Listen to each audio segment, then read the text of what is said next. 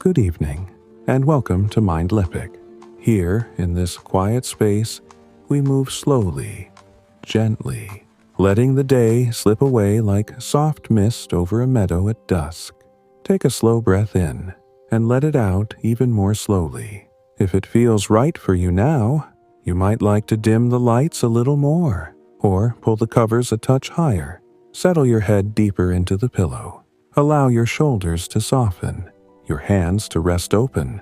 There is nothing you need to do, nowhere you need to go. Just listen and let the words drift over you, like the gentle sound of rain on leaves far away. If you enjoy these calm evenings here with us, a small like helps the channel find more people who need rest.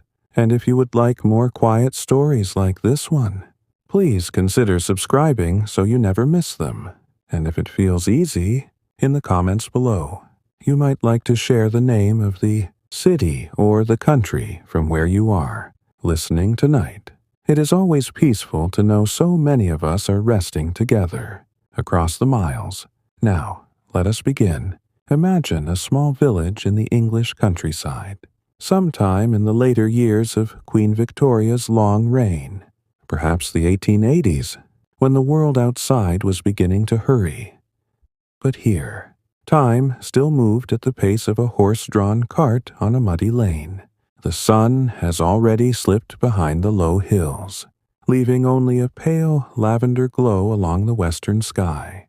The air is cool now, carrying the faint scent of woodsmoke, damp earth, and the last sweet breath of hay from the fields cut weeks earlier. One by one, the small windows of the cottages begin to glow with the warm amber of oil lamps and the softer flicker of hearth fires. Tonight we walk slowly, very slowly, down the single cobbled street that curves gently through the heart of the village. Our footsteps make almost no sound, muffled by the thin evening fog that has settled like fine muslin over the thatched roofs. To our left stands the baker's cottage, its door closed for the day. But through the one small window, we can see the faint red glow of the bakehouse, oven still holding its heat, ready for tomorrow's first loaves. A thin ribbon of smoke rises straight up from the chimney, undisturbed, because there is hardly any wind tonight. Further along, past the tiny greengrocer's shop with its wooden shutters already latched, we pass the row of almshouses, where candles burn behind leaded panes, small steady flames that have burned in the same way for many years. An old tabby cat sits on a low stone wall, washing one paw, then another, in the same slow rhythm she has kept since she was a kitten. We walk on. The street opens a little wider near the village green, a soft oval of grass surrounded by ancient oaks whose branches spread wide and low, as though they are trying to shelter the cottages from the sky. In the very center, an old stone well stands, its wooden bucket resting against the rim, rope neatly coiled. No one draws water after dark anymore. The pump in the square has made the old well mostly a memory, but the bucket is still kept there, out of long habit, out of quiet respect for the way things used to be. Across the green, light spills from the windows of the Rose and Crown, the village inn. Not loud light, not busy light, just the gentle spill of lamplight through small square panes, enough to show the shapes of a few men seated near the fire, pipes in hand, speaking in low voices, the rise and fall of their words too soft to carry across the grass. We do not go inside tonight. Instead, we turn down a narrow lane bordered by low hedges, where the scent of late roses lingers. Even though the blooms are mostly gone now, only a few pale petals still clinging after the day's warmth. At the end of the lane, a single cottage stands a little apart, its thatch newly repaired this summer, golden straw still bright against the darker, older layers beneath. A lantern hangs beside the door, its glass chimney clean, its flame small and steady, shielded from any passing breeze. Through the half-open top of the stable door, We see the soft glow inside. This is where we will stay tonight, in this one quiet cottage, listening to the small, ordinary sounds of an evening winding slowly toward sleep. The hearth has been tended carefully. A low fire burns, mostly embers now, sending up little curls of warmth that move the air in gentle pulses. A kettle rests on the hob, not boiling, just keeping warm, the water inside making the tiniest occasional tick as it shifts. A wooden chair has been drawn close to the fire, its cushion faded from many winters, but still soft. Beside the chair, a small table holds a cup of tea, steam rising so slowly it is almost invisible. A plain white cup, no pattern, made many years ago in a pottery not far from here. On the mantelpiece above the hearth, a clock ticks, not loudly, just a steady, patient tock, tock, tock. That has marked every evening in this room for decades. Sometimes the sound fades so completely into the background that you forget it is there, until a log settles in the fire, sending up a small shower of sparks. And then the ticking returns, calm, unchanged. Outside, very far away, a dog barks once, twice, then falls quiet again. The night is settling deeper now.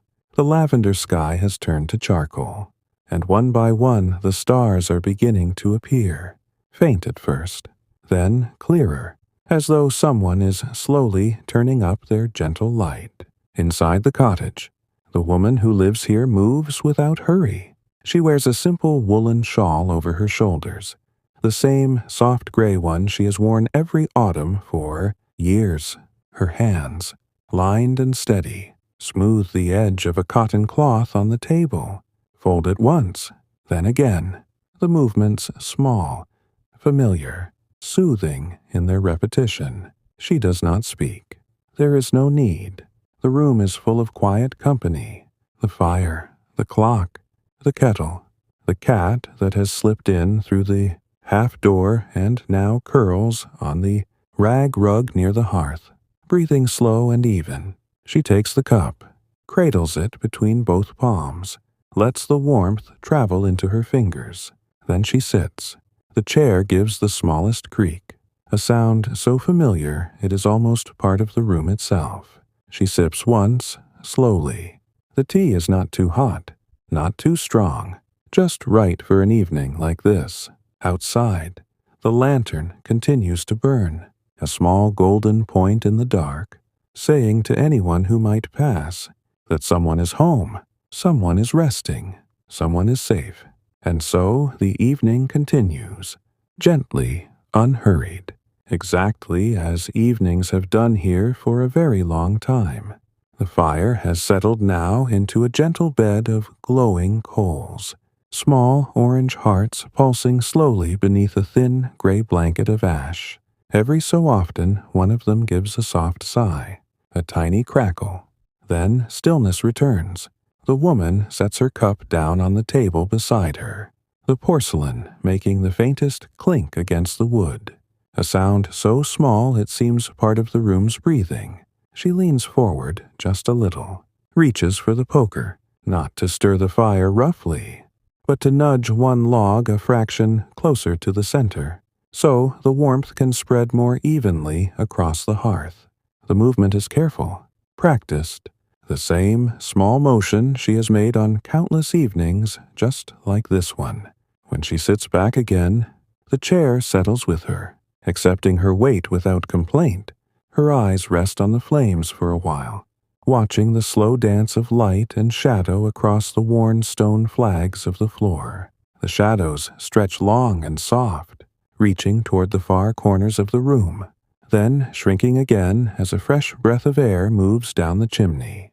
Outside, the fog has thickened a touch, wrapping the cottage in a quiet cocoon. Through the small window, the lantern's glow has turned hazy, a warm golden smudge against the dark, like a single firefly that has decided to stay the night. The cat on the rug stretches once, very slowly, extending first one front paw, then the other, toes spreading wide before curling back in. Then she turns once, twice, finding the exact right position, and curls tighter, her breathing a soft, steady rhythm that matches the ticking of the clock. The woman notices, and the corners of her mouth lift in the smallest possible smile, the kind that needs no words, the kind that simply says, "All is well." She reaches to the small basket beside her chair, lifts out a piece of plain knitting, gray wool, soft lamb's wool spun from the sheep that graze the hills beyond the village. The needles are old, bone, smoothed by years of use, their points rounded just enough that they never catch. She begins again where she left off last night, row after row of simple stitches, knit, purl,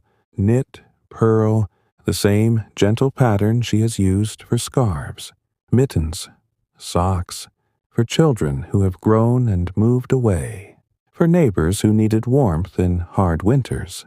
The wool slides smoothly through her fingers, cool at first, then warming from her touch. Each stitch is deliberate, unhurried, the soft click of the needles blending with the fire's low murmur, becoming part of the same quiet music. She does not count the rows tonight. There is no need. The work knows its own pace. Sometimes she pauses, lets the knitting rest in her lap, listens. The village outside is almost silent now, only the occasional distant creak of a gate on its hinges, the soft hoot of an owl moving between the oaks on the green, the faintest rustle of leaves when a breath of wind finds its way through the hedges. No carriages rattle past, no voices call. The day's work has long been put away, tools hung on pegs, boots scraped clean by the door, lamps trimmed and turned low. In the cottage next door, an elderly couple have already gone up the narrow stairs to their bed, their footsteps fading long ago, leaving only the soft sound of their breathing behind the thin wall. Further down the lane, the blacksmith's forge is cold, the anvil silent, the bellows still, waiting for morning's first light. The woman picks up her knitting once more. The pattern continues, steady, comforting, each stitch a small promise that tomorrow will come, soft and ordinary, just as today did, she thinks, without hurry, of the bread she will need at dawn, the flour dusting her hands, the clean smell of yeast waking in the warm kitchen. She thinks of the apples still hanging on the old tree behind the cottage, a few left after the picking, small and tart, good for stewing with a little cinnamon when the days grow shorter. Nothing urgent, nothing pressing, just the gentle turning of seasons, the slow wheel of village life rolling forward, one quiet evening at a time. The clock on the mantel chimes once, a single clear note, soft enough that it does not startle, only reminds. 9 o'clock, or perhaps 1/2 The hour does not matter greatly here. Time in this room is measured more by the sinking of the fire, the deepening of the shadows, the way the cat's breathing slows even further into sleep. The woman sets her knitting aside again, folds it neatly over the arm of the chair. She stands, slowly, her joints moving without protest, accustomed to the evening's gentle rhythm. She crosses to the small dresser against the wall, opens the top drawer, takes out a fresh candle, white, homemade, the wick already trimmed.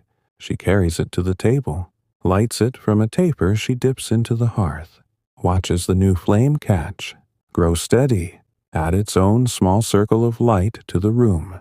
2 candles now, one on the table, one still burning low on the windowsill, their glow meeting in the middle, gentle, overlapping, enough to see by, but not enough to chase the cozy dimness away. She returns to her chair, pulls the shawl a little closer around her shoulders. The kettle gives another faint tick, the water inside still warm, ready if she wants another cup before bed. She does not reach for it yet. Instead, she sits, lets her hands rest in her lap, palms upward, open, The firelight plays across her fingers, catching the faint lines etched there, lines that tell of years of gentle work, kneading dough, tending gardens, holding children, folding laundry, stroking cats, all the small histories written quietly into skin. Outside, the lantern continues its patient burning, the flame inside steady, never flickering wildly, protected by the glass, saying the same thing it has said every night for years. Someone is here. Someone is resting. Someone will wake with the morning. And so the evening deepens, layer by soft layer, folding itself around the cottage, around the village, around this one small room where nothing needs to hurry, where everything is already exactly as it should be. The new candle on the table burns with a tall, still flame, its light reaching a little farther than before, touching the edges of the old oak dresser, catching the faint gleam of polished brass handles, the soft sheen of a pewter jug left there after supper. Everything in this room has been touched many times, used gently, cared for without fuss. The dresser drawers close with a quiet hush, the wood swollen just enough from years of damp winters that they fit snugly, never rattling. The woman stands for a moment near the small window, not pulling the curtain across yet, letting the night look in, letting the room look out. Through the wavy glass, the lane lies empty, the hedges dark and rounded, their leaves still holding the last drops of evening dew. A single bat flits past, silent wings cutting smooth arcs through the fog, hunting moths that drift like tiny ghosts around the lantern's glow. She watches it disappear toward the churchyard at the far end of the village, where the yew trees stand ancient and patient, their branches heavy with quiet years. No bells ring tonight. The tower clock struck the hour earlier, its chimes carried softly on the still air, then faded. Now only the owl speaks again, a low, rounded note, repeating every few minutes, never urgent, simply present. She turns back to the room. The cat has not moved. Only her ears twitch once when the fire pops, then settle again.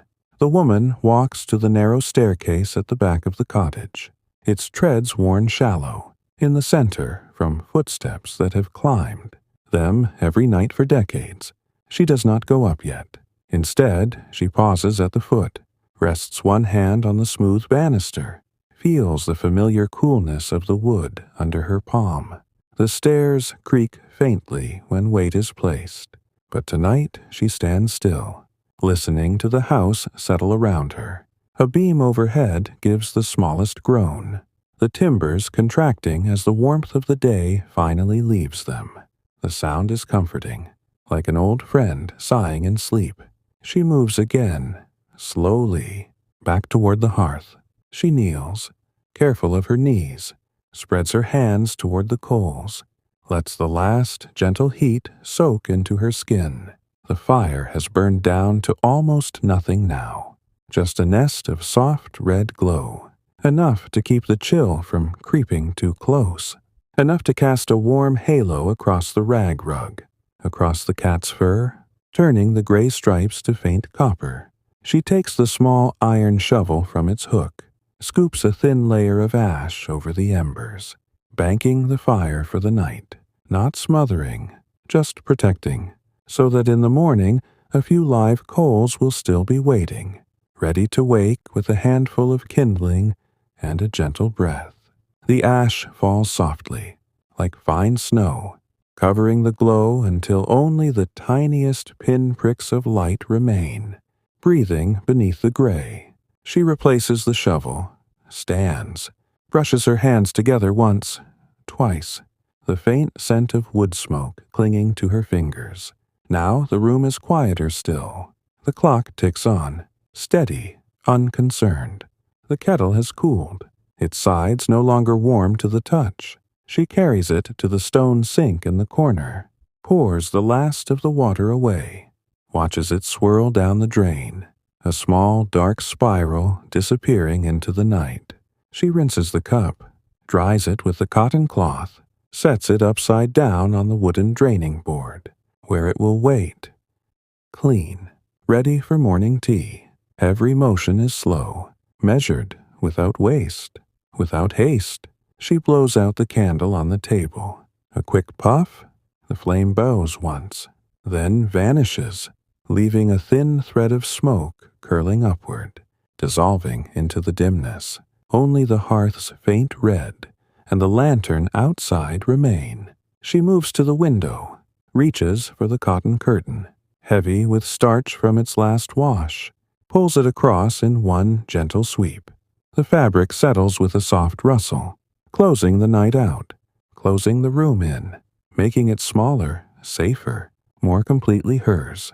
The lantern's glow is gone now, only a faint halo seeping around the edges of the curtain, enough to know the light is still there, still faithful. She turns.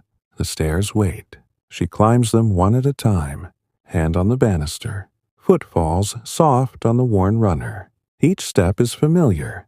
The third one creaks a little higher than the others. The seventh gives almost no sound at all. At the top, a small landing. 2 doors, one to the spare room. Empty tonight. Bed made. Pillow plumped. Waiting for no one in particular. The other to her own room. Smaller, warmer, under the slope of the thatch. She opens the door, steps inside. Here the air is cooler, carrying the faint scent of lavender from the small muslin bags hung in the wardrobe, and the clean smell of linen from the sheets aired on the line only yesterday. A single candle stands on the bedside table, unlit, waiting. She strikes a match. The scrape is brief. The sulfur flares, settles to a steady yellow. She lights the wick, watches the flame grow, places the glass chimney over it carefully. The light spreads across the white counterpane, across the patchwork quilt folded at the foot, its squares of faded calico and wool telling stories of old dresses, old curtains, scraps saved and stitched with small, neat hands. She sits on the edge of the bed, unlaces her boots, one at a time, sets them side by side near the chair, toes pointing neatly toward the door, ready for morning. Her stockings come next, rolled down, folded over the back of the chair. She stands again, slips the shawl from her shoulders, drapes it across the footboard. Then the dress, unbuttoned slowly, lifted over her head, shaken once, hung on the peg behind the door. A plain cotton nightgown waits on the hook, soft for many washings, smelling faintly of soap and sun. She pulls it on, lets it fall around her, loose, comfortable, familiar. The bed creaks as she sits again, pulls back the covers, slides her legs beneath, settles the quilt over her lap. She reaches for the candle, blows it out in one gentle breath. Darkness comes, soft, complete, but not empty. Through the small dormer window, a sliver of moonlight has found its way past the curtain, falling in a pale stripe across the floorboards, moving slowly as the hours pass. She lies back, head on the pillow, hair spread across the linen, breathing slow, even. The house breathes with her. The thatch above rustles faintly when a breeze passes. The timbers sigh. The clock downstairs continues its patient counting. Too far away now to be distinct, just a heartbeat in the distance. Outside, the village sleeps. The inn has gone dark. The last pipe put out. The last story told. The green lies empty. The oaks standing guard. The fog has thickened, muffling everything, holding the quiet close. And in this small room, under this low roof, the woman closes her eyes, lets the day dissolve, lets the night take its place, gentle, unhurried, endlessly kind. The moonlight stripe on the floorboards has moved now, inching slowly across the room, climbing the leg of the washstand, touching the edge of the porcelain basin, making the white china glow faintly blue in the dark. The woman lies still beneath the covers, eyes closed, breathing deep and even, the kind of breathing that comes when the body knows the day is truly finished. Her hands rest one over the other on the quilt, fingers loosely curled, no tension left in them. The pillow cradles the back of her head, feathers old and soft, giving just enough beneath her weight. Every so often, a small sound drifts up from downstairs, the house speaking to itself in the night. A floorboard settles with a faint creak. The clock chimes the quarter hour, so distant it is almost a whisper. The cat perhaps shifts on the rug below, paws kneading once, then quiet again. None of it disturbs. It is the ordinary music of a cottage at rest. Sounds so familiar they become part of sleep, like the slow rise and fall of waves on a distant shore. Outside, the fog has grown thicker still, blanketing the village in layers of soft gray. The lantern by the door burns on, its flame smaller now, the oil lower in the reservoir, but steady, never wavering. A moth circles it once, twice, drawn by the warm light, then flutters away toward the hedge, disappearing into the mist. The lane remains empty. No footsteps, no wheels, only the occasional drip from the eaves when a bead of moisture gathers and falls, tapping once on the stone path below, then silence. In the churchyard, the yews stand motionless, their dark shapes blending into the night, branches heavy with fog-damp needles, releasing the faint scent of resin and earth when the air stirs. The gravestones sleep beneath their moss, names worn soft by rain and time, dates from long ago, when this village was younger, when the cottages were new thatch and fresh lime wash. Nothing moves there tonight, only the owl, perched high, turns its head slowly, eyes wide and golden, watching the small night creatures that venture out. A vole, perhaps, crossing the grass in quick darts, then vanishing beneath a root. The woman dreams now, lightly, not deep dreams, just gentle pictures that drift like clouds across a quiet sky. She sees the garden behind the cottage in summer, rows of beans climbing their sticks, broad leaves green and shining after rain, the scent of wet soil and warm tomatoes heavy in the air. She sees the kitchen table spread with fresh bread, steam still rising, butter melting slowly into the crust, a pot of honey from the hives at the edge of the common, golden and thick. She sees children's faces, round and laughing, long grown now, but in the dream still small, chasing each other across the green, bare feet on cool grass, voices high and clear. The dream shifts, soft as a sigh, and now she is standing by the well on the green, bucket in hand, rope smooth under her fingers, water rising cold and sweet, splashing against the sides, catching the sunlight in tiny sparks. No hurry in the dream, no need to finish, only the slow turning of the handle, the gentle creak of wood and rope, the water lifting, lifting, until the bucket rests full on the stone rim.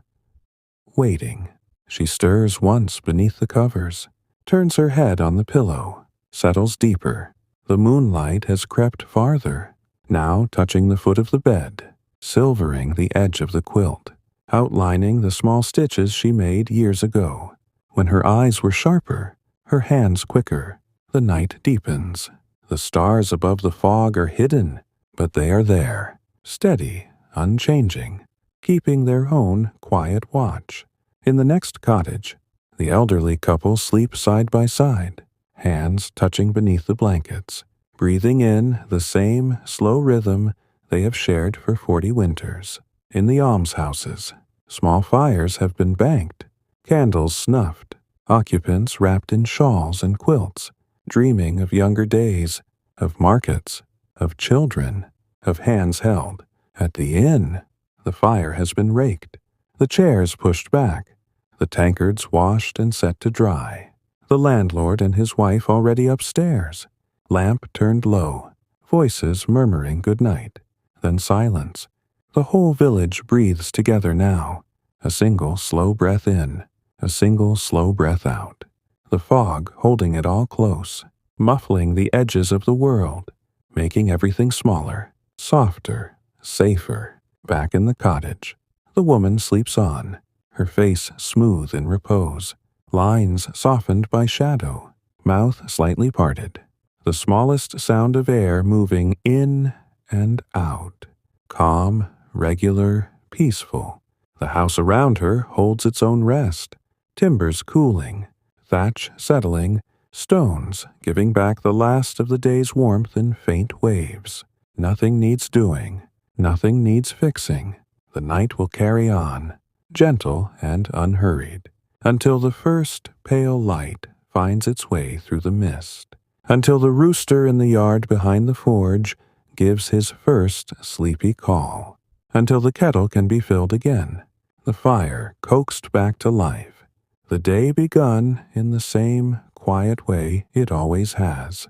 For now, there is only this, the slow turning of the earth, the steady beat of a heart beneath cotton and wool, the patient lantern burning outside, the fog folding everything into its quiet arms, and sleep, deep and kind, covering the village like the softest blanket, letting every soul rest until morning comes, gentle, ordinary, welcome.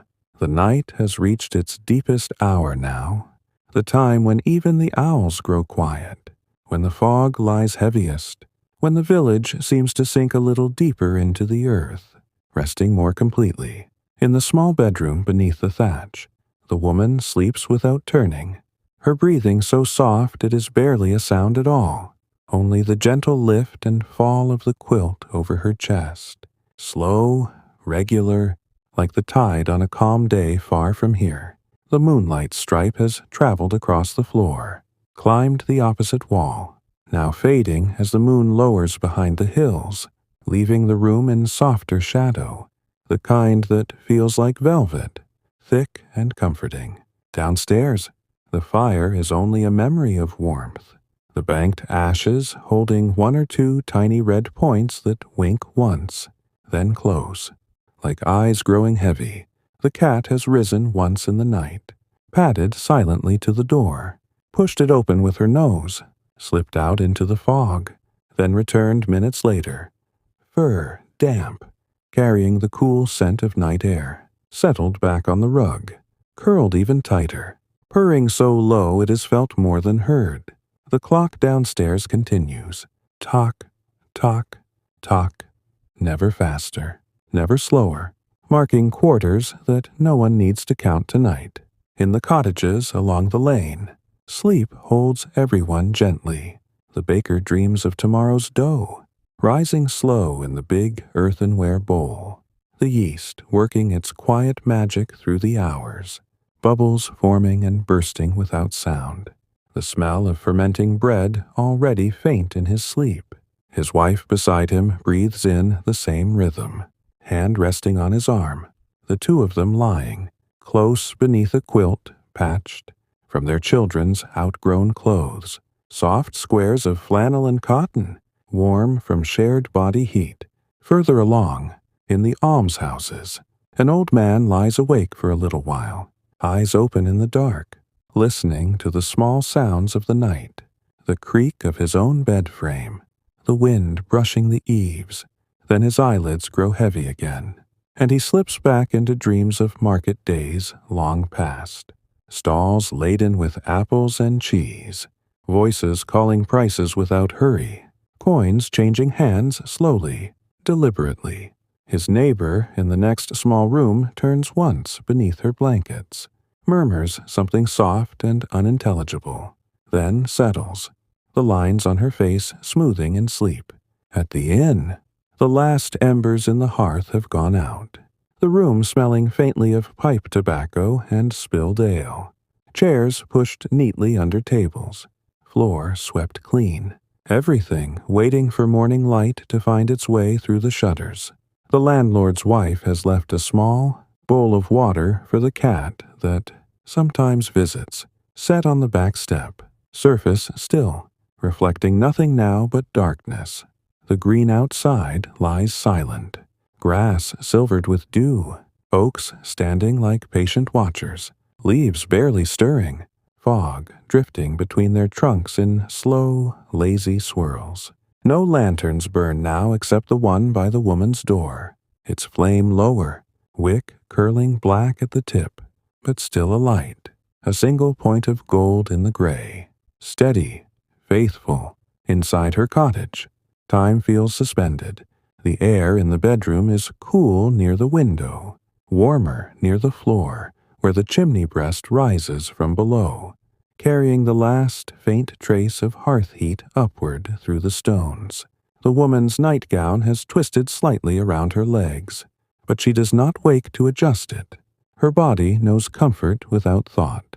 Her dreams drift again, lighter now, almost formless, just impressions, the feel of clean linen against skin, the sound of rain on the thatch in spring, the taste of tea with milk and one small spoon of sugar, the weight of a shawl across shoulders on a chilly evening.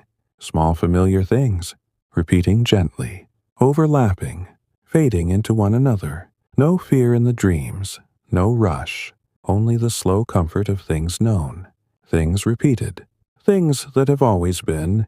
Outside, a fox crosses the lane, pause silent on the cobbles, amber eyes catching the lantern light for a single second, then gone, slipping between the hedges, vanishing into the fields beyond.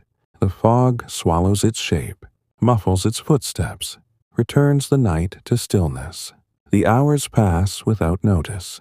The moon has set now, the sky above the fog a deep charcoal, stars hidden, but the promise of them remains, waiting for the mist to thin at dawn.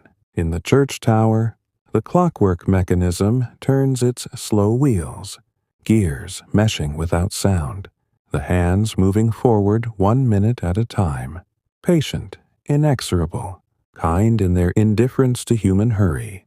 The village sleeps on, every cottage, every outbuilding, every garden wall, wrapped in the same soft quiet, breathing together, resting together, held in the night's gentle arms. And in the small bedroom, the woman sleeps deepest of all now, face turned slightly toward the window, lips parted, one hand open on the pillow beside her cheek, fingers relaxed, palm upward, as though receiving something invisible, something gentle, something that needs no name. The night will hold her a little longer yet. Let her rest completely.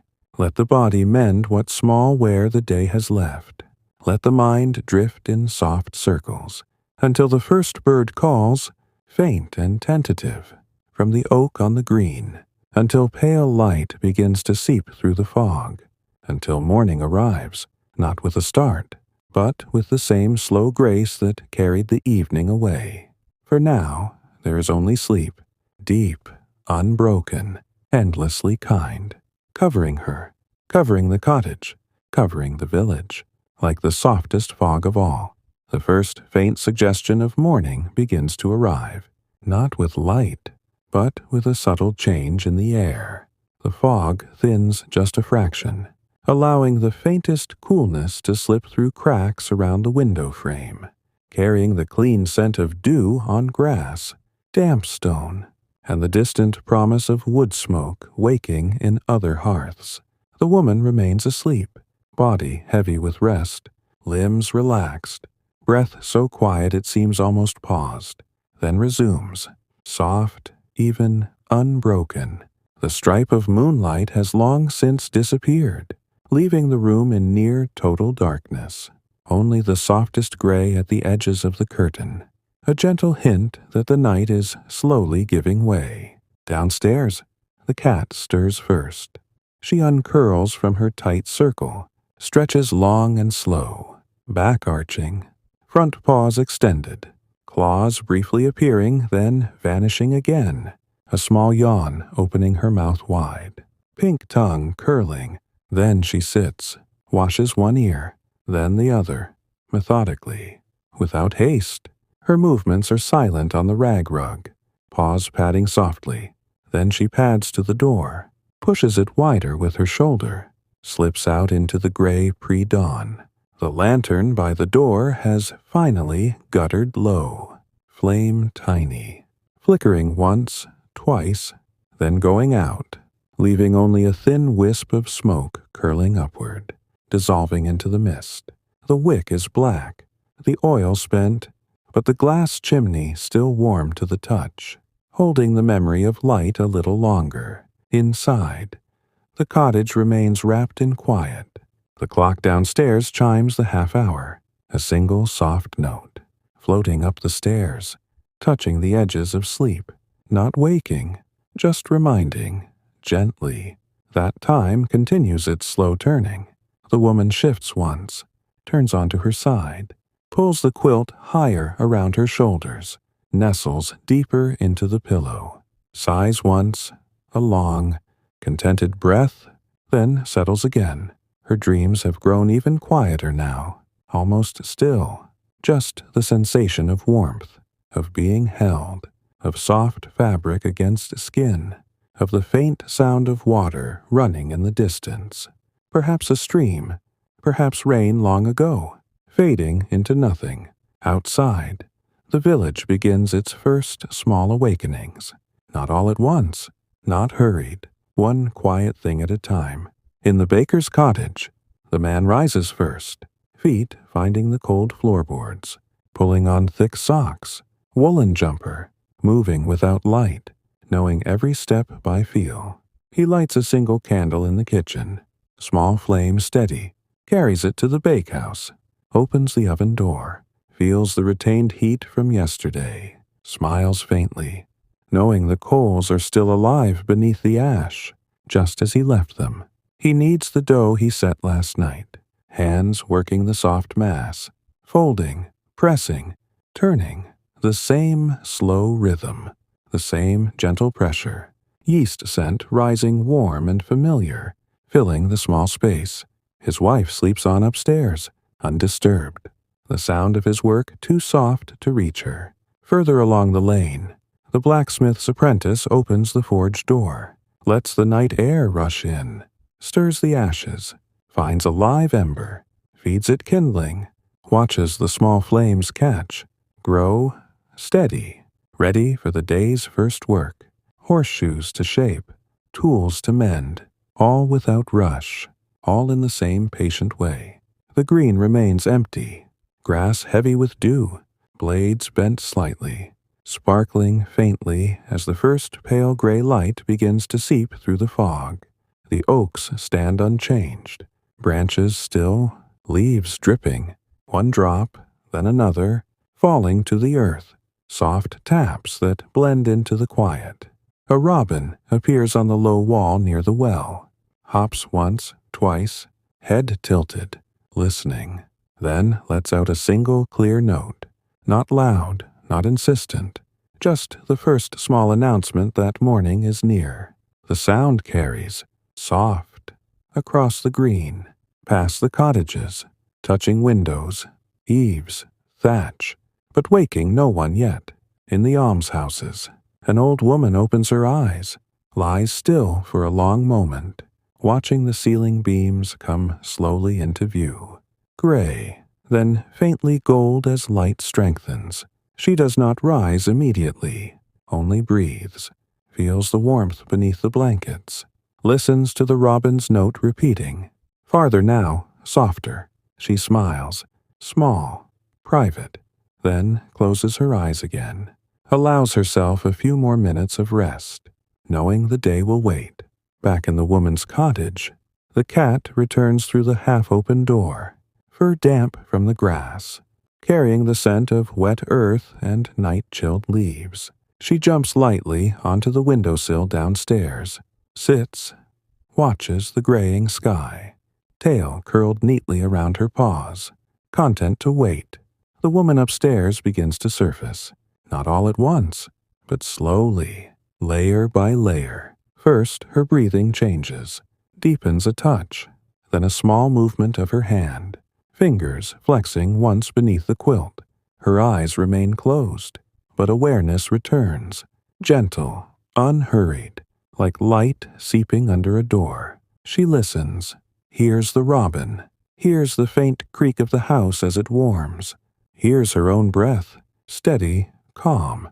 She does not open her eyes yet, only lies there, letting the morning come to her, letting the quiet sounds build, one by one, like notes in a slow, simple melody. The fog outside begins to lift, not suddenly, but gradually, thinning at the edges, revealing the shapes of hedges, the curve of the lane, the low roofs of neighboring cottages, all softened, all peaceful. The first true light touches the eastern sky. Pale rose, then gold, faint, spreading slowly, without fanfare. The village wakes, not with noise, but with small movements, a shutter opening here, a door creaking there, a kettle set on a hob, a fire coaxed back to life, all gentle, all ordinary, all part of the same slow rhythm that has carried this place through centuries of mornings just like this. And in the small bedroom, the woman finally opens her eyes, gazes at the ceiling, watches the first pale light find the beams, trace their grain, make the room hers again, familiar, safe, ready for another quiet day. She lies still a moment longer, breathing in the cool morning air. Then slowly, very slowly, she begins to move. The woman lies still for a few moments longer, eyes open now, gazing upward at the low ceiling where the thatch meets the beams, faint shadows playing across the plaster as the first true light of day begins to filter through the small, dormer window. The light is pale, almost silver, softened by the lingering mist outside, turning the room into something gentle and new, yet completely familiar. She draws one slow breath, deep into her chest, holds it for the space of a heartbeat, then releases it, letting any last trace of night slip away with the exhale. No rush. The quilt feels warm where it has held her body heat through the hours, the cotton cool against her arms where it has been exposed. She moves one hand, rests it on her stomach, feels the steady rise and fall, the quiet rhythm that has carried her through sleep. Then, very gradually, she pushes the covers back, the fabric whispering as it slides across the sheets. The air in the room is cooler now, a gentle touch against her skin, carrying the clean scent of morning, damp grass, distant wood smoke, the faint sweetness of dew on roses still clinging to the hedge outside. She sits up slowly, legs swinging over the edge of the bed, bare feet finding the small braided rug beside the bed, soft beneath her soles, worn smooth in the center from years of the same morning motion. She pauses there, sitting on the edge, letting the room settle around her, listening. Downstairs, the cat has returned to the rug by the hearth, curled once more, eyes half closed, purring in that low, steady way that fills the quiet without breaking it. The clock chimes the hour, 7 soft notes, clear but distant, floating up the stairs like bubbles rising in still water. 7 o'clock, or near enough. The village is waking now, in its own unhurried way. From somewhere down the lane comes the faint clink of a milk pail being set on stone, the soft low of a cow in the byre behind the farm cottage, the creak of a gate opening, closing, then footsteps on the cobbles, slow, deliberate, heading toward the well or the pump in the square. No voices yet, only the small sounds of beginning, tools lifted from hooks, doors unlatched, water drawn, fires stirred.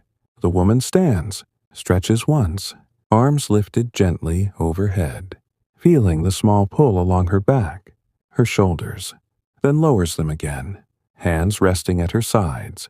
She crosses to the washstand, pours water from the jug into the basin, the water cold from the night, clear, rippling slightly as it settles. She dips her hands, cups them, brings the water to her face, lets it run cool across her cheeks, her forehead, her closed eyes, waking the skin without shock, only refreshment. She pats dry with the linen towel hung on the peg, soft, slightly damp from yesterday, smelling faintly of soap and sun. Then she moves to the wardrobe, opens the door, selects the same simple dress she wore yesterday. Gray wool, plain, comfortable, the one with pockets deep enough for a handkerchief, a few small coins, a sprig of lavender if she wishes. She dresses without hurry, buttoning each button slowly, smoothing the fabric over her hips, tying the strings of her apron at the back, the knot firm but easy to undo later. Her hair, still mostly dark with only threads of silver, she brushes with the old boar bristle brush, long strokes, from crown to ends, then twists it into a loose knot at the nape, secures it with 2 pins. Simple, neat, unchanging. She glances once more around the small room. Bed still unmade, but that can wait. Quilt folded back neatly, pillow plumped, everything in its place. Then she turns to the stairs. Each step down is slow, deliberate, hand trailing the banister, feeling the smooth dip where generations of palms have rested. The stairs creak in the same places. 3rd tread, 7th, familiar notes in the morning quiet. At the bottom, the cat lifts her head, blinks once, slow, then rises, stretches, pads over, rubs once against the woman's ankles, tail high, purring louder now, a small warm sound in the cool room. The woman bends, strokes the cat's back once, twice, fingers lingering along the spine, then straightens. She moves to the hearth. The ashes are gray, but when she kneels, lifts the small poker, nudges the top layer aside. A few live coals glow softly beneath, red hearts still beating after the long night. She smiles, small, satisfied. From the kindling basket, she takes a handful of dry twigs, arranges them carefully over the coals, adds a few small splits of wood, then leans forward, blows once, gently, steadily, until the twigs catch, small flames licking upward, crackling softly, spreading warmth. She adds another log, watches it settle, lets the fire grow at its own pace, steady, reliable, the same way it has every morning. The kettle, cold now, she carries to the sink, fills it from the bucket she brought in yesterday, sets it on the hob, positions it where the heat will reach soonest. While the water heats, she opens the back door, steps out onto the small stone threshold. The fog has lifted almost completely, leaving the air fresh, crisp, the sky a pale, washed blue. The sun not yet, above the hills but sending long rays that turn the dew to tiny sparks. Across the garden, the roses along the hedge are heavy with moisture, petals closed still, waiting for warmth. A few late dahlias stand tall in the border, deep red, burgundy, heads nodding slightly in the lightest breeze. She breathes in, slow, deep, filling her lungs with the morning, letting it settle inside her. Cool, clean, promising.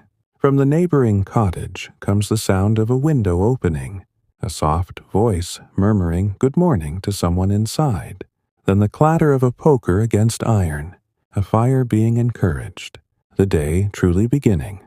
The woman steps back inside, closes the door gently behind her, the latch clicking into place with a small, satisfying sound. The kettle begins to sing, not a sharp whistle yet, just a low hum, building slowly. She takes her cup from the draining board, sets it on the table, spoons tea leaves into the pot.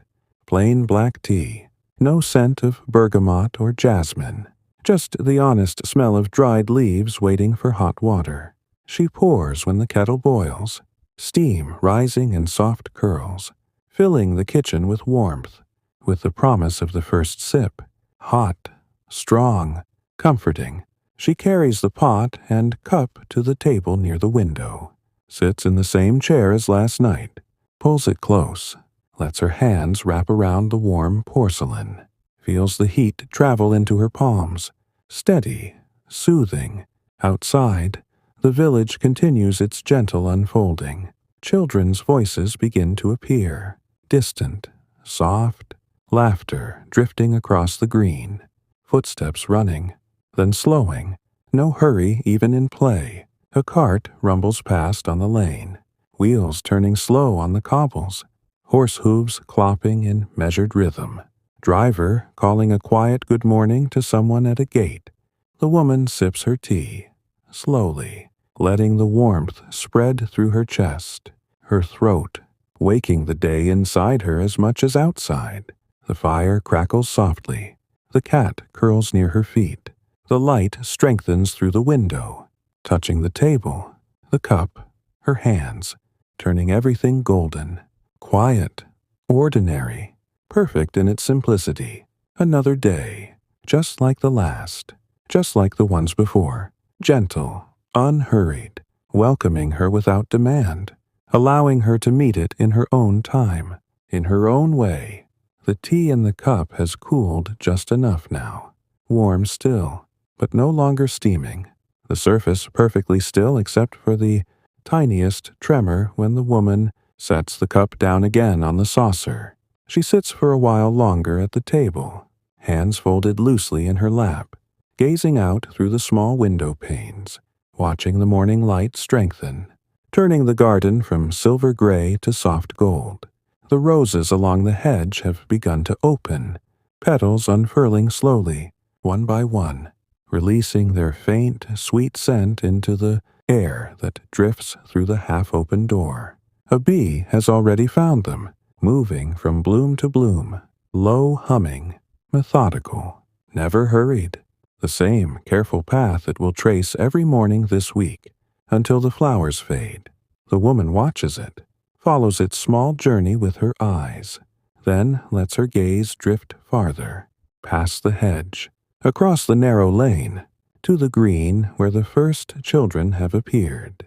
2 small girls, perhaps 7 or 8, in simple pinafores and shawls, walk hand in hand, bare feet on the damp grass, stopping now and then to pick a daisy, or to point at something in the distance, their voices too soft to carry, only the rise and fall of gentle chatter, blending with the robin's song.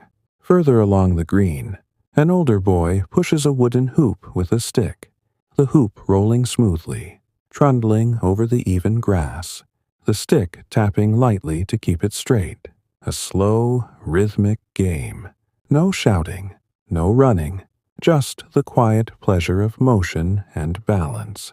The woman smiles faintly, the same small lift of the mouth as last night, then rises from the chair. She carries the cup and saucer to the sink, rinses them under the cold tap, the water splashing softly against the stone, droplets catching the light, sparkling for a moment before disappearing down the drain. She dries them with the cloth, sets them back on the shelf, everything in its place, everything neat. Then she turns to the small pantry cupboard, opens the door, takes down a jar of oatmeal, plain, stone ground, the kind milled at the water wheel mill just beyond the village edge, coarse enough to feel honest under the fingers. She measures a small handful into a saucepan, adds water from the bucket, a pinch of salt, sets it on the hob beside the kettle, stirs once with a wooden spoon, lets it come slowly to a simmer. The fire has grown steadier now, flames licking evenly around the base of the pan, heat rising in gentle waves, warming the kitchen, warming her hands when she holds them near for a moment. While the oatmeal cooks, she steps outside again, this time with a small wicker basket over her arm. The air is warmer already, the sun cresting the low hills, sending long rays that stretch across the garden, touching the dahlias, the last of the marigolds, the row of cabbages still tight and green. She walks the narrow path between the beds, skirts brushing the herbs, releasing mint, thyme, sage, in small, fragrant clouds.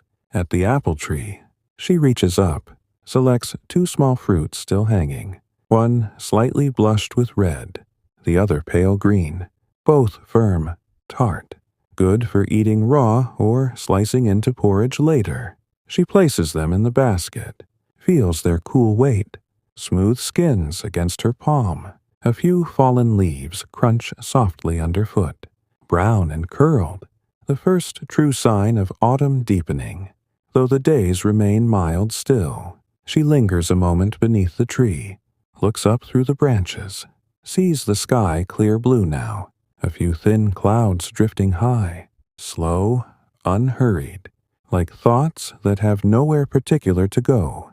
A blackbird lands on the fence post nearby, head cocked, bright eye fixed on her, then hops down, pecks once at the ground, finds a worm, carries it away in quick darts, disappearing into the hedge.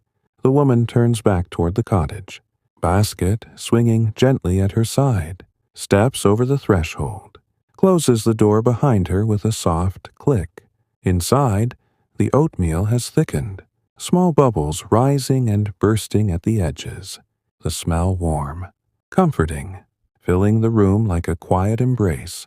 She stirs again, adds a spoonful of milk from the jug on the cool shelf, watches it swirl white into the gray, then spoons the porridge into a deep bowl, plain white, chipped at one edge but still loved.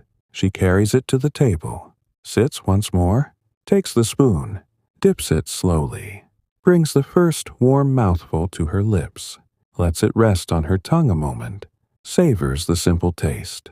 Oats, salt, milk, nothing more, nothing needed. She eats without hurry, spoonful after spoonful, pausing now and then to look out the window, to watch the light move across the garden, to listen to the village sounds growing a little fuller, a dog barking once in the distance, a gate swinging shut, someone calling softly to a child, all gentle, all ordinary.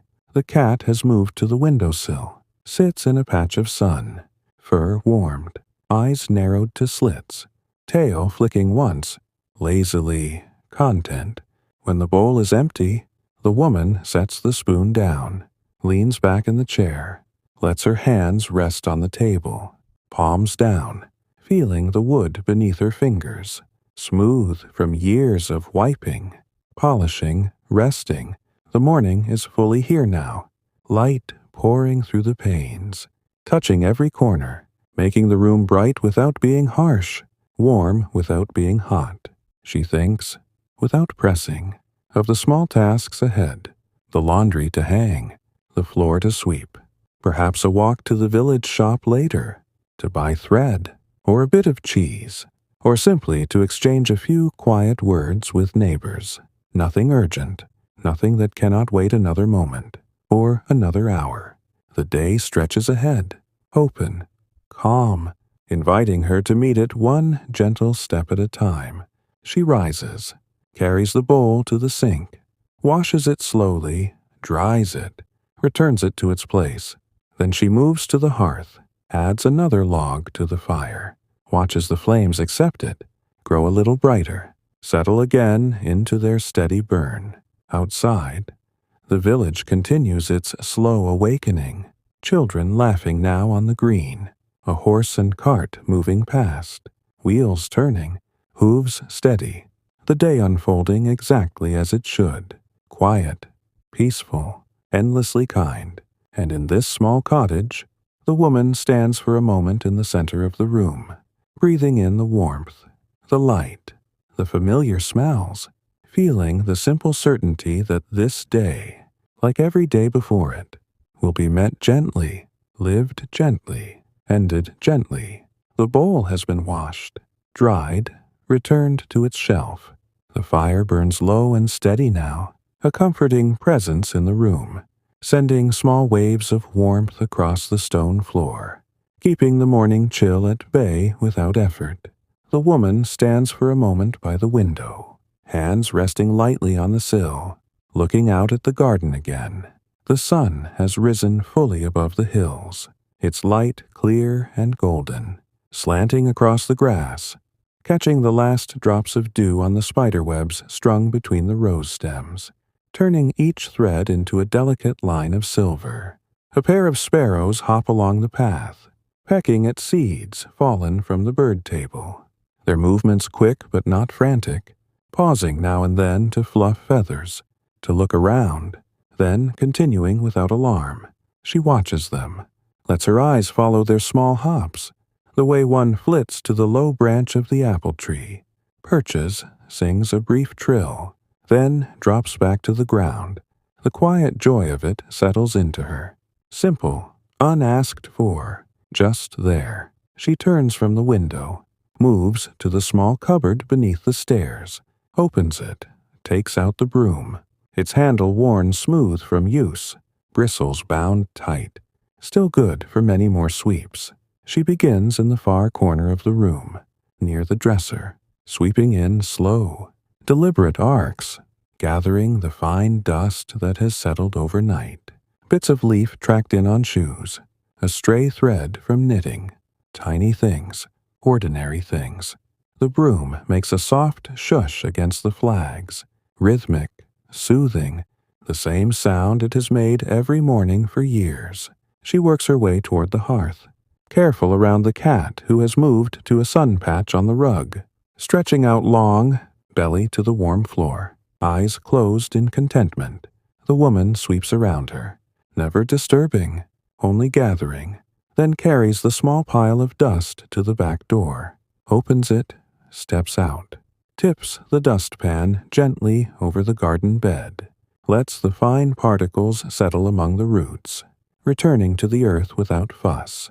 She closes the door again, replaces the broom in its corner, stands with hands on hips for a moment, surveys the room, clean now, or clean enough. The light makes everything look fresh, the wood of the table glowing softly, the brass on the kettle catching small gleams, the white cups on the shelf standing in neat rows. Satisfied, she moves to the laundry basket by the sink, lifts it, carries it outside to the line strung between two posts at the side of the cottage. The air is warmer, carrying the scent of sun on linen, of grass warming, of distant baking bread drifting from the baker's chimney. She pins the first sheet, white cotton, still slightly damp from yesterday's wash, smooths it with her hands, clips it securely, lets the breeze take it, billowing gently, making soft, snapping sounds, like quiet applause. Next a pillowcase, then a towel, then her apron from yesterday, each piece hung with care, edges straight, pins placed evenly, the line sagging slightly under the weight, then rising again as the wind breathes. She works without hurry, pausing once to wipe her hands on her skirt, once to look up at the sky, blue and clear now. A few wispy clouds moving slowly westward, too high to bring rain, too thin to shade. A neighbor passes on the lane, an older man with a walking stick, cap on head, coat buttoned against the morning cool. He raises a hand in quiet greeting. She returns it, a small lift of the palm, no words needed, just the recognition that both are here, both beginning the day. He continues on, footsteps fading, stick tapping once, twice on the cobbles. She finishes hanging the last item, a pair of stockings, then stands back, watches the laundry move in the light breeze, white against green hedge, against blue sky, simple beauty, repeating itself day after day. Back inside, she closes the door. The latch clicks. The room welcomes her again with its familiar warmth. The cat has rolled onto her back in the sun, paws in the air, utterly relaxed. The picture of trust. The woman smiles, bends to stroke the soft belly once, feels the purr rise stronger, then straightens. She moves to the small writing desk in the corner, not used often, but kept tidy. A bottle of ink, a pen with a worn nib, a few sheets of paper, a small bundle of letters tied with faded ribbon, memories kept close, read sometimes on quiet afternoons. Today she takes only a fresh sheet, sits, dips the pen, begins a short note, nothing grand. Just a few lines to her sister in the next village. Words about the weather turning cooler, the apples nearly ready, the cat growing lazier with the sun. Simple things, shared things. The ink flowing slow and black. Letters formed carefully, no haste in the hand. She finishes, blots the page with fine sand, lets it dry, folds the paper once, twice, seals it with a small drop of wax from the candle stub, presses her plain ring into it, leaves a faint circle. Later she will walk it to the post, or perhaps give it to the carrier when he passes. No urgency. She sets the letter aside, returns the pen to its stand, wipes the nib clean, everything in order. The morning has deepened now, the sun higher, the light stronger through the windows, warming the stones, warming the air inside, making the cottage feel alive, gentle, breathing, outside. Children's voices grow a little louder on the green. A game of tag, perhaps. Laughter rising and falling. Feet running, then stopping, then running again. The sound drifting in through the open door. Pleasant, distant, part of the day's gentle fabric. The woman stands, stretches once more, feels the small pop in her back. Pleasant release, then moves toward the door. Perhaps a short walk now. To the shop, or along the lane, or simply around the garden, to see what the morning has brought, to greet what comes next, without plan, without pressure, only the quiet certainty that the day will unfold, soft and slow, just as it always does. The woman steps out onto the small stone path that runs alongside the cottage. The sun warm now on her face, the light soft but bright, turning the whitewashed walls to a gentle cream, catching the edges of the thatch in pale gold. She walks slowly, without purpose beyond the simple pleasure of moving, feeling the slight give of the earth beneath her shoes, the faint crunch of gravel mixed with fallen leaves, each step measured, calm. The lane curves gently ahead, bordered on one side by low stone walls overgrown with ivy, on the other by more cottages, their doors open to the morning, curtains tied back, windows catching reflections of sky and cloud. She passes the first neighbor's gate, a wooden latch worn smooth, roses trained over the arch, still blooming in scattered pinks and whites, petals dropping one by one onto the path, soft as whispers. From inside comes the sound of a child's voice, singing a nursery rhyme, high and clear, repeating the same line over and over. Content in the repetition, no one correcting, no one hurrying. The woman smiles, continues on. Further along, the greengrocer's shop stands with its door propped open, crates of apples and pears arranged outside, red and gold, some still dusted with the morning's dew. A handwritten sign leaning against one crate. Fresh today. The letters formed in careful chalk, slightly uneven, honest. The shopkeeper's wife appears in the doorway, wiping her hands on her apron, sees the woman, raises a hand in quiet greeting, a small nod, a soft, good morning, carried on the still air. The woman returns it, voice low, warm. Good morning, Mrs. Ellis. No more words needed, just the small exchange, the recognition, the comfort of faces known for years. She does not stop to buy today, only continues, letting the morning unfold around her. The lane opens onto the village green, wider now, the grass bright under the sun, the ancient oaks spreading wide branches, leaves rustling faintly, a gentle susurrus that blends with the distant laughter of children, the occasional bark of a dog, the slow clop of hooves from somewhere beyond. She walks the perimeter, skirting the edge where the grass meets the low iron fence around the churchyard, pausing once to rest her hand on the cool metal, feeling the faint vibration of life in the village, steady, unhurried. The church itself stands quiet, gray stone softened by lichen and time, tower rising straight, clock face gleaming, hands moving forward 1 minute at a time, visible even from here, patient, unchanging. No service today, only the peace of an empty nave. Perhaps a candle burning low on the altar, left from yesterday. Flame small and steady behind red glass. She turns back toward the center, passes the old well, its bucket still resting against the rim, rope coiled neatly, the stone rim worn smooth by countless hands, generations drawing water, carrying it home, setting it down, lifting it again. The same small cycle turning year after year. She does not draw water. The pump in the square has made that unnecessary. But she rests her palm on the stone a moment, feels the coolness, the faint dampness, a quiet connection to the way things used to be. Still are, in memory. Children run past. 3 of them now, chasing a ball made of scraps and string, laughter trailing behind. Feet bare, cheeks flushed, but no wildness, only the gentle energy of morning play. One pauses, waves shyly. She waves back, small lift of fingers.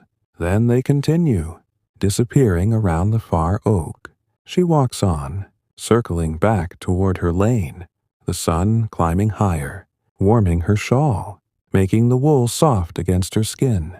A cart passes, laden with turnips and cabbages, driver nodding in greeting, reins loose in his hands, horse plodding at its own pace, tail swishing lazily, hooves ringing softly on the cobbles. She steps aside, lets it pass, watches it go, wheels turning slow, dust rising in faint puffs, settling again almost at once.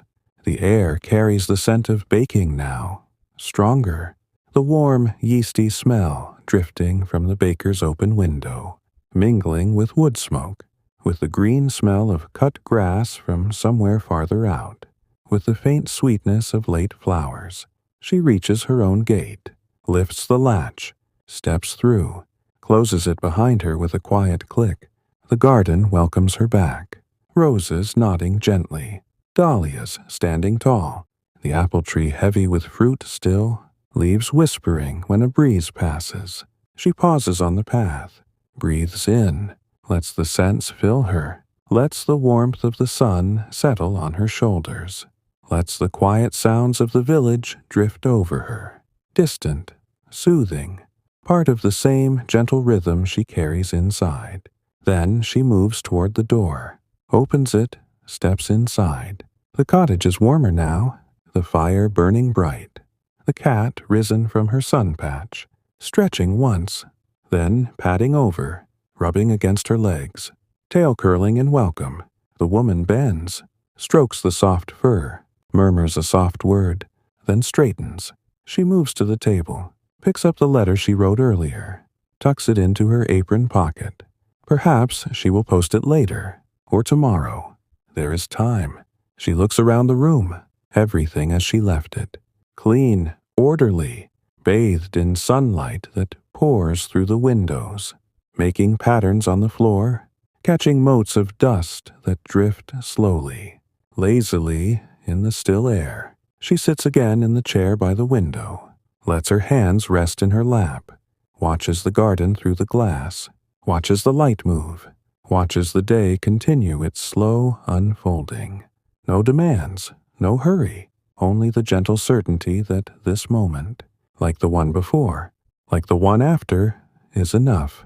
The village outside breathes with her, slow, steady, peaceful, wrapped in the same soft light, the same quiet joy, the same endless kindness of an ordinary morning in an ordinary place, where nothing needs to change, where everything is already perfectly at rest.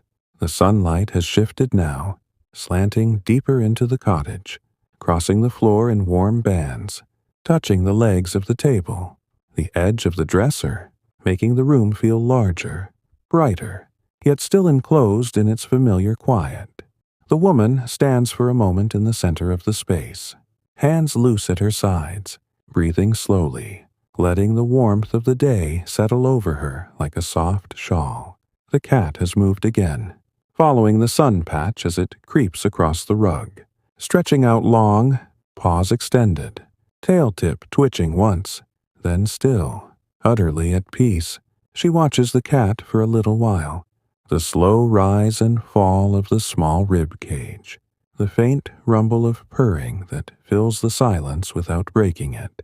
Then she moves to the back door once more, opens it wide, lets the morning air flow in, carrying the scent of warmed earth, cut grass from the neighbor's field, the faint sweetness of baking bread stronger now, drifting across the gardens. She steps outside, basket in hand again, this time for the laundry line. The sheets have dried almost completely, cotton crisp in the sun, warm to the touch, smelling of fresh air and faint lavender from the rinse water. She unpins them one by one, folds each carefully, first in half, then in thirds, smoothing the creases with her palms, the fabric soft and yielding, still holding the sun's heat. The pillowcases follow, towels, stockings, all folded neatly, stacked in the basket, the pile growing slowly, orderly, comforting in its small completeness. A breeze passes, gentle, lifting the last sheet slightly before she pins it down, making it billow once, then settle. She carries the basket inside, sets it on the table, begins to put things away. Sheets to the linen cupboard under the stairs, towels to the shelf by the sink, stockings to the drawer in her bedroom, each movement slow, deliberate, the same places, the same order, year after year. When the basket is empty, she returns it to its hook, stands back, surveys the room again, everything in place, everything quiet, everything waiting patiently for whatever comes next. She moves to the hearth, kneels, adds 2 more small logs to the fire, watches them catch, flames curling around the bark, crackling softly, sending fresh warmth into the room. The kettle, still warm from earlier, she refills halfway, sets it back on the hob, lets it heat slowly again, for another cup perhaps, or simply to keep the kitchen companionable. While it warms, she takes a small knife from the drawer, selects one of the apples from the basket, sits at the table, begins to peel it in one long spiral, the skin curling away in a thin ribbon, green turning to white, the scent sharp and clean, rising fresh into the air. She cuts the apple into thin slices, core removed, lays them on a small plate, plain china, no pattern, just honest white. A few slices she eats slowly, crisp, tart, juice cool on her tongue, the rest left on the plate, for later, or for the cat, who sometimes likes a small piece when no one is looking. She wipes the knife, dries it, returns it to the drawer, everything neat, everything finished without flourish. Outside, the village carries on its gentle mid-morning rhythm. A woman down the lane hangs her own washing, white linens flapping softly, pegs clicking, a child helping, reaching up on tiptoe, laughing when one peg falls. Picked up, tried again. Further away, the blacksmith's hammer rings once, twice, then pauses, the sound measured, not hurried, shaping iron without haste, the forge smoke rising straight in the still air, thin blue against the sky. Children on the green have tired of their game, now sit in a circle beneath an oak, sharing something small, perhaps a handful of berries, voices low, content, the laughter softer now, occasional, easy. The woman watches from her window, leaning one hand on the frame, feeling the sun-warmed wood beneath her palm. Steady, familiar, she thinks, without pressing, of the afternoon ahead, perhaps mending a tear in the apron pocket, perhaps knitting a few more rows, perhaps simply sitting in the garden with a book, an old volume of poetry, pages turned slowly, words read half aloud, half to herself, nothing decided yet, nothing needed, The kettle begins its low hum again, building toward a boil, steam curling upward, small wisps dancing in the light. She moves to it, lifts it carefully, pours hot water over the tea leaves still in the pot from morning, watches the color deepen, amber, rich, comforting. She strains the tea into her cup, adds a drop of milk. No sugar today. Stirs once, slowly, the spoon circling without haste, clinking faintly against the porcelain. She carries the cup outside, to the small bench beneath the apple tree, sits, sets the cup on the flat stone beside her, lets her hands rest in her lap. The tree shades her lightly, leaves rustling overhead, dappled light moving across her skirt, across her hands, shifting patterns, gentle, ever-changing, yet always the same. A leaf falls, spirals down slowly, lands on the grass near her foot, brown at the edges, curling inward. She leaves it there, part of the garden, part of the day. The tea cools a little in the cup, steam thinning, scent drifting upward, mingling with the apple, with the roses, with the earth itself. She sips once, twice, lets the warmth spread, lets the quiet deepen, lets the morning ease into afternoon without hurry, without notice, only the soft turning of hours, the slow breath of the village, the patient unfolding of an ordinary day, wrapped in sunlight, wrapped in peace, wrapped in the endless kindness of simply being here, now, exactly as things are. The afternoon has arrived without announcement, the sun now high, its light pouring straight down through the branches of the apple tree, warming the bench where the woman sits, warming the teacup beside her, the porcelain holding the last faint trace of steam, the tea inside gone lukewarm, forgotten for the moment, but not mindlessly. She leans back slightly, lets her head rest against the rough bark behind her, eyes half closed, listening to the small sounds that fill the garden. A bee drones past, slow and heavy, wings catching the light, disappearing into the heart of a dahlia, then emerging again, pollen dusting its legs like fine gold. The leaves overhead stir, a light breeze moving through them, making patterns of shadow and sun dance across her skirt, across the grass, across the stone path, shifting, reforming, never the same twice, yet always gentle. From the lane comes the faint creak of a wheelbarrow, someone pushing it slowly, perhaps the gardener from the big house at the end of the village, the one with the tall hedges, the one who tends roses older than anyone can remember. The wheelbarrow stops, a soft thud as a tool is set down, then the rhythmic scrape of a rake on dry leaves, steady, unhurried, the sound carrying on the still air, blending with the distant call of a blackbird, the occasional soft thud of an apple falling to the ground, rolling a little, then resting. She opens her eyes, looks down, sees one of the small green apples near her foot, picks it up, turns it in her fingers, feels the smooth skin, the faint weight, sets it beside the others in the basket she brought out earlier. Nothing to do with it yet, only to hold, only to keep close. She stands, slowly, brushes a leaf from her skirt, picks up the cup, carries it inside, the door left open behind her, letting the garden air follow. Inside, the cottage feels cooler after the sun, the stone floor still holding some of the morning chill, pleasant against her shoes. She sets the cup in the sink, rinses it under the tap, the water running clear and cold, swirling around the porcelain, carrying away the last traces of tea, leaving it clean, ready again. The cat has followed her in, pads to the rug, turns 3 times, settles in the patch of sunlight that now reaches farther across the floor, curling tight, eyes closing almost at once. The woman moves to the small shelf near the window, takes down a thin book, leather spine worn soft, title faded but still legible, a collection of verses, some by local poets, some older, passed down through hands like hers.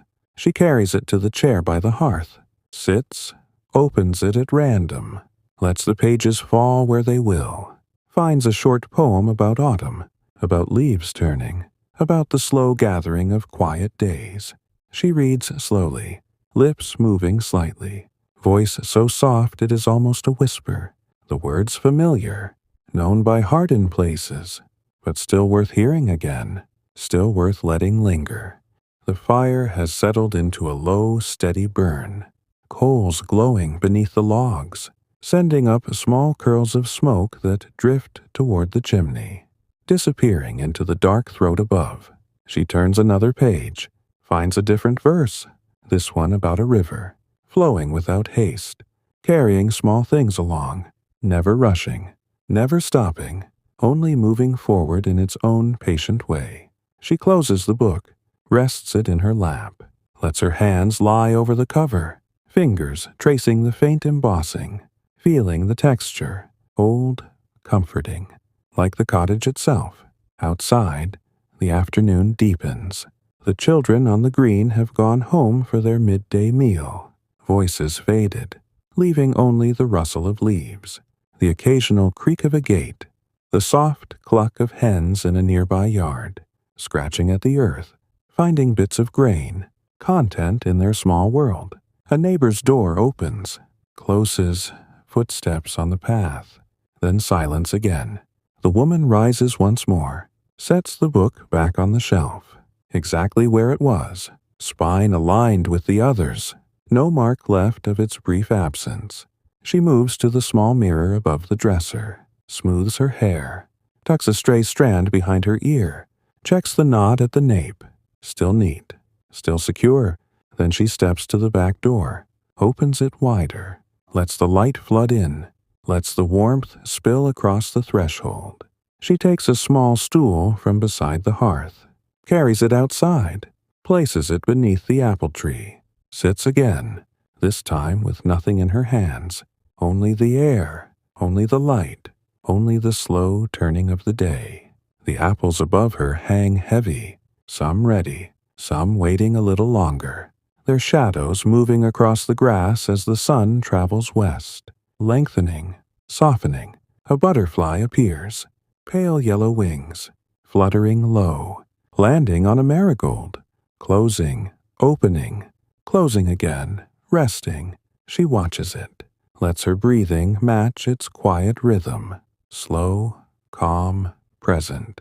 The afternoon will continue like this, unhurried, unfolding one small moment at a time, the sun lowering gradually, the shadows stretching longer, the air cooling by degrees, the village settling toward evening, gentle, ordinary, endlessly kind. And she will sit here a while longer, letting the day hold her, letting the quiet wrap around her, letting everything be exactly as it is, for as long as it chooses to be. The sun has begun its slow descent now, the light in the garden turning from bright gold to a softer amber, lengthening the shadows of the apple tree, stretching them across the grass in gentle curves, touching the low hedge, the stone path, the back wall of the cottage itself.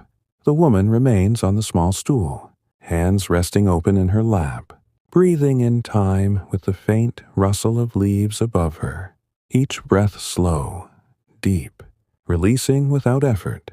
The butterfly has moved on, fluttering away toward the roses, leaving the marigold to sway alone, its petals still open, catching the last of the warm rays.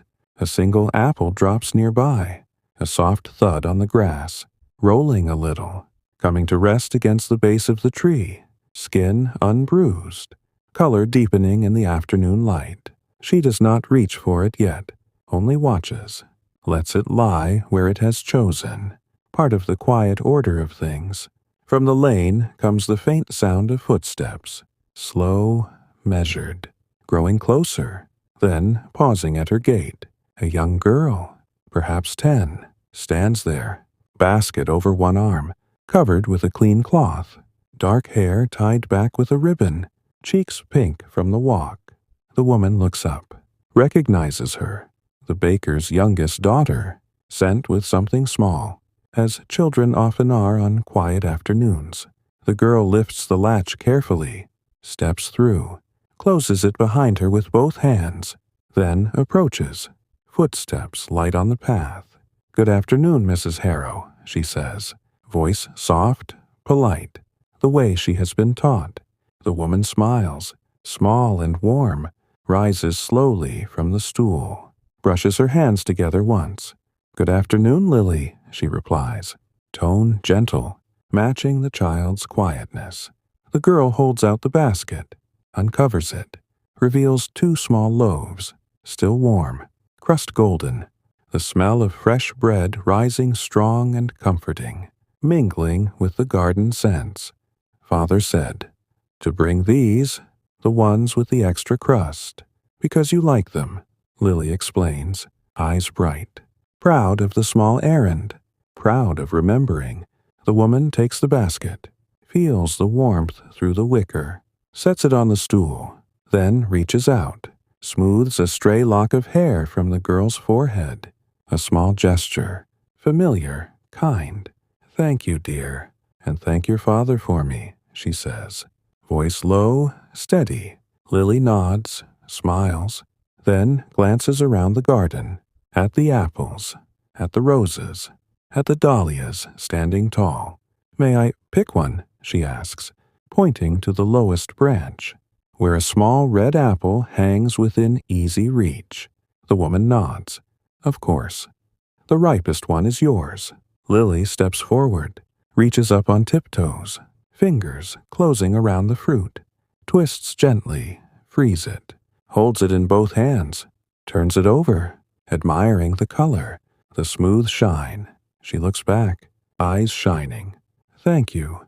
I'll save it for after supper." She curtsies once, small and careful, then turns, walks back to the gate, lifts the latch again, slips through, closes it softly.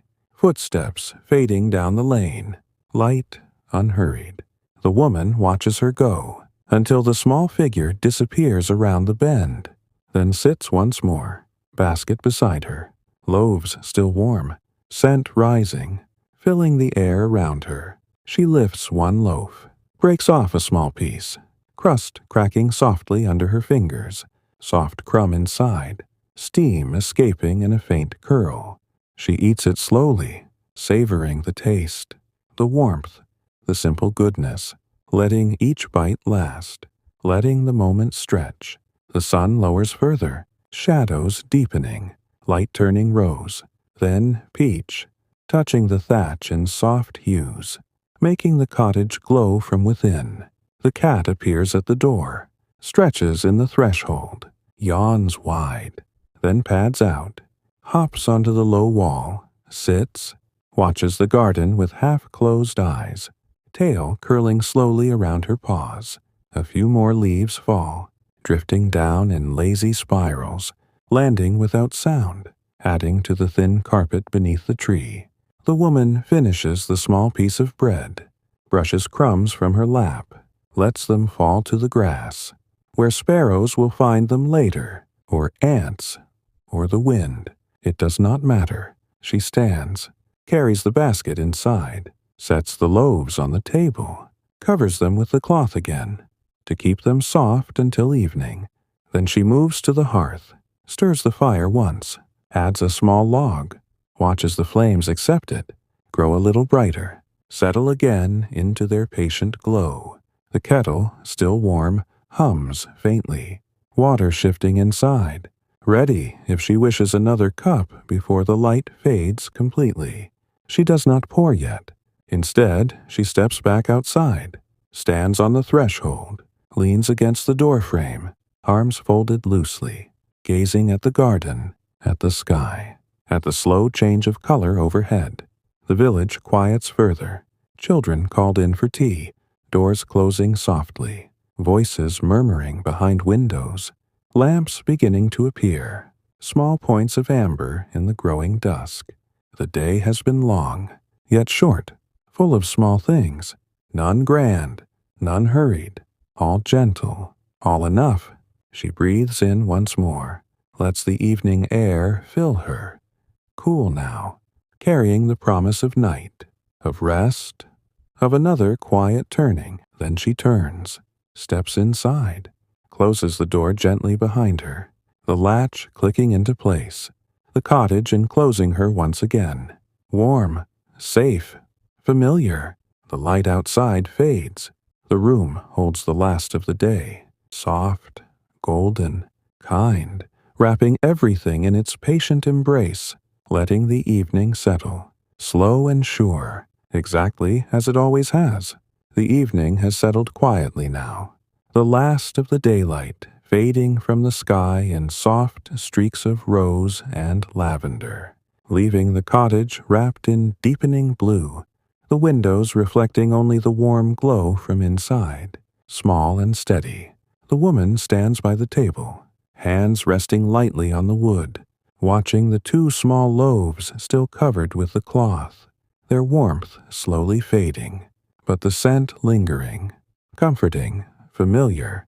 She lifts the cloth, breaks off another small piece from one loaf, places it on a plain plate, adds a thin slice of cheese from the cool cupboard, a few apple pieces from earlier, nothing elaborate, just enough for a simple supper. She carries the plate to the chair near the hearth, sits, sets it on the small table beside her, lets the firelight play across the food, turning the crust golden, the cheese soft at the edges. The cat has come closer, sits at her feet, eyes fixed on the plate, tail curling slowly, patient, knowing a small piece will come her way soon. The woman eats slowly, breaking the bread, taking small bites, chewing without hurry, tasting the salt, the yeast, the faint sweetness of the apples, letting each flavor rest on her tongue a moment longer than necessary. Between bites, she looks into the fire, watches the coals shift, a small log settling with a soft sigh, sending up a brief shower of sparks, then quiet again. The clock on the mantel chimes once, a single clear note, 7:30, or perhaps 8, the hour soft, uninsistent, blending into the room's breathing. Outside, the village has grown still. Lamps burn behind small windows, amber squares dotting the dark lane. The inn showing a faint glow from its lower panes. Voices low inside. Perhaps a story being told. Perhaps only quiet talk. Nothing carrying far. The green lies empty. Oaks standing black against the sky. Stars beginning to appear one by one. Faint at first, then clearer, as though lit by an invisible hand turning them up gently. A bat flits past the window, silent wings cutting the air, gone in an instant, leaving only the rustle of leaves in its wake. The woman finishes her supper, sets the plate aside, reaches down, offers a small piece of cheese to the cat, who takes it delicately, licks her whiskers, then curls closer to the hearth, purring low, content. She leans back in the chair, pulls the shawl a little higher around her shoulders, lets her hands rest in her lap, palms upward, open. The fire has burned down to a steady red glow, warmth radiating in gentle pulses, enough to keep the room cozy, enough to cast long, soft shadows that reach toward the walls, then retreat again. She does not light a lamp yet, only lets the hearthlight serve, its gentle flicker playing across the familiar things. The dresser, the clock, the knitting basket still waiting by the arm of the chair. She thinks, without pressing, of the day that has passed, the small moments strung together like beads on a quiet string, the tea in the morning, the laundry on the line, the child at the gate, the bread, the sun on the garden bench, all ordinary, all kind, all enough. No need to hold them tightly.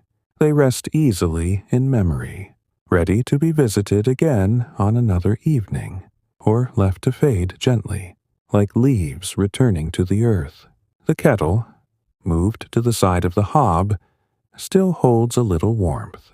She rises once, pours the last of the hot water into the teapot, lets it steep a moment, then pours a final cup, no milk this time, just the clear amber, the faint bitterness balanced by the day's sweetness. She carries it back to the chair, cradles it between her palms, feels the heat travel slowly into her fingers. Steady, soothing, she sips once, slowly, lets the warmth spread downward, filling her chest, her stomach, easing any last small tightness the day may have left. The cat stretches, yawns, then settles again, eyes closing, breathing slowing, matching the fire's low rhythm. Outside, the lantern by the door has not yet been lit, but soon, when full dark arrives, she will step out, trim the wick, light it from a taper, set it burning, small golden point saying the same thing it always says. Someone is home, someone is resting, someone will wake with the morning. For now, she sits, lets the cup cool in her hands, lets the firelight hold her, lets the quiet deepen, layer by soft layer. The stars grow brighter through the window, pinpricks of silver against the velvet dark, unchanging, patient, watching over the village as they have for centuries. A distant dog barks once, soft, then falls silent, the sound swallowed by the night, leaving only the faint creak of the house settling, the tick of the clock, the low purr from the rug, the gentle crackle of the dying fire. The woman sets the cup down, empty now, rises slowly, carries it to the sink, rinses it, dries it, returns it to its place. She moves to the stairs, pauses at the foot, hand on the banister, listens to the cottage breathe around her, timbers cooling, thatch whispering faintly when a breeze passes outside. Everything at rest, everything ready for sleep. She climbs the narrow steps, each one familiar, the third creaking softly, the seventh almost silent, the same small song it has sung every night for years. In the bedroom, she lights the single candle on the bedside table, flame catching quickly, growing tall and steady, casting its small circle of light across the quilt, the pillow, the folded nightgown waiting on its hook. She changes without hurry. Dress hung neatly, nightgown slipped on, soft cotton falling around her, cool at first, then warming to her skin. She sits on the edge of the bed, unlaces her shoes, sets them side by side, toes pointing toward the door, ready for tomorrow. Then she pulls back the covers, slides beneath, settles the quilt over her, smooths it once, twice, with gentle hands. She blows out the candle. A quick soft puff. Darkness comes, complete but kind, the faint moonlight returning through the dormer, a pale stripe across the floor, moving slowly as the hours pass. She lies back, head on the pillow, hair spread across the linen, breathing deep, even slow. The house settles with her, the day dissolving completely, the night folding around the cottage, around the village, around every sleeping soul, gentle, unhurried, endlessly patient, and sleep comes, soft as fog, covering her without weight, letting her rest, letting her drift, letting everything be still, until morning finds its way again, pale, quiet, welcome. The night has wrapped the cottage completely now, the darkness outside thick and soft, like velvet drawn close around the small house, muffling every sound, holding every breath. Inside the bedroom, the woman lies still beneath the quilt, eyes closed, face turned slightly toward the dormer window, where the faintest moonlight still traces a pale line across the floorboards, moving slower now, inching toward the wall, ready to fade entirely as the moon lowers behind the hills. Her breathing has deepened, long, even, each inhale carrying the cool night air through the small crack at the window, each exhale releasing the last traces of the day, letting them drift away, dissolving into nothing. The quilt rises and falls in the same gentle rhythm. Wool soft against her skin. Weight just enough to feel secure. Familiar, unchanging. Downstairs, the fire has burned to embers. Only the tiniest red glow remaining beneath the ash. Breathing faintly, sending the last small pulses of warmth upward through the floor, through the timbers, into the room above. A quiet gift from the hearth to the sleeper. The cat has climbed the stairs sometime in the last hour. Silent paws on the treads, now curled at the foot of the bed. A warm circle of fur, breathing in perfect time with the woman. Small chest rising, falling, rising. A second heartbeat in the dark. Steady, reassuring. The clock downstairs continues its patient counting. Tock, tock, tock. So soft now it blends into the night, becoming part of the silence rather than breaking it, marking hours that no one needs to notice, only the slow turning of time itself. Kind, indifferent, endless. Outside, the village sleeps deeply. The lantern by the door has been lit at last, a small steady flame behind clean glass, its golden light spilling in a gentle pool across the stone path, touching the roses, the low hedge, saying without words that all is well, that morning will come, that rest is safe here.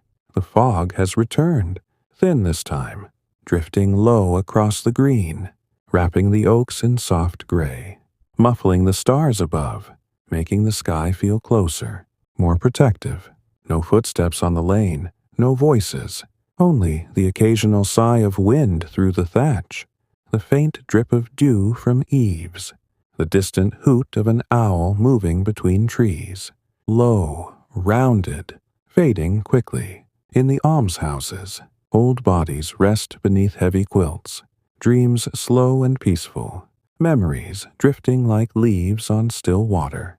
No sharp edges, no hurry. At the inn, the last lamp has been snuffed, the fire raked, the room dark and quiet, chairs pushed in, tankards upside down, waiting for tomorrow's light. The church tower stands silent, clock hands moving forward without sound, the bell rope still, no chime needed tonight, only the patient turning of gears, the same motion that has carried this place through countless nights.